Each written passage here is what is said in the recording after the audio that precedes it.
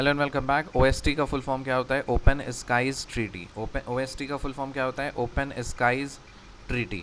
Russia pulled out of the open skies treaty OST citing earlier withdrawal of USA from the treaty. Russia ने क्या किया? Pull out कर लिया ये open skies treaty को, citing earlier withdrawal of the USA from the treaty. तो Russia ने बोला कि यूएसए जब इस ट्रीटी का पार्ट नहीं है तो हम क्यों वहाँ पे झक मारेंगे। तो यूएसए ने भी इस ट्रीटी से विड्रॉवल कर लिया था और रशिया ने भी इस ट्रीटी से विड्रॉवल कर लिया। सो ट्रीटी का नाम क्या है? Open skies treaty. अब इसका देखो ये है क्या। OST is an agreement that permits each state party to conduct short notice unarmed reconnaissance flights over the other's territories to collect data on military forces and activities। तो OST क्या था? OST is an agreement। OST क्या है? OST is an agreement that permits each state party to conduct short notice unarmed reconnaissance flights over the other territories to collect data on military forces and activities।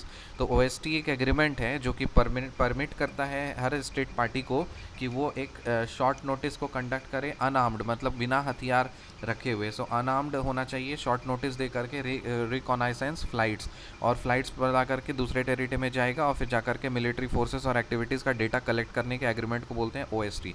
OST sign कब हुआ था? It was signed in 1992 and came into effect in 2002। तो OST जो था वो 1992 में sign किया गया था और इफेक्ट में कब आया था? 2002 में इफेक्ट में आया था। Currently 33 states have ratified the treaty. So अभी एट प्रेजेंट OST में कितने स्टेट्स हैं, मतलब कंट्रीज़ हैं? 33 है। So India and China are not members to the treaty. जो ओपन स्काईज ट्रीटी जो है इसका इंडिया और चाइना मेंबर नहीं है। ओपन स्काईज कंसल्टेटिव कमीशन, जिसको हम शॉर्ट में OSCC बोलते हैं। सो OSCC जो है open skies consultative commission comprised of representatives of all the state parties is responsible for implementation of OST।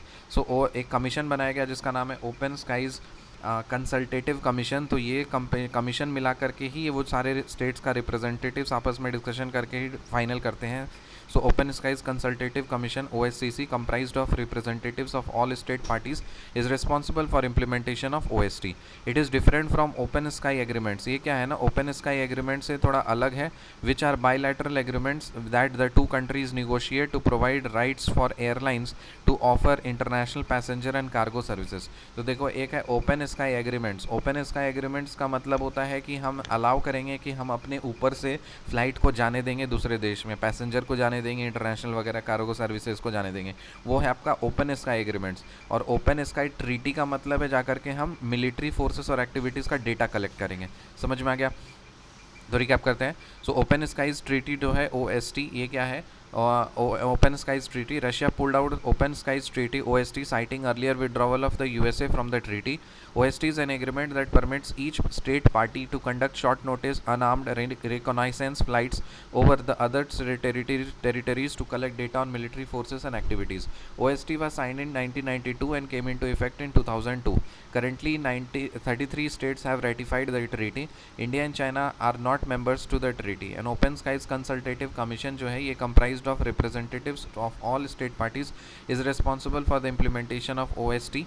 and it is different from open sky agreements, which are bilateral agreements between that the two countries negotiate to provide rights for airlines to offer international passenger and cargo services। See you in the next video. Till then, bye.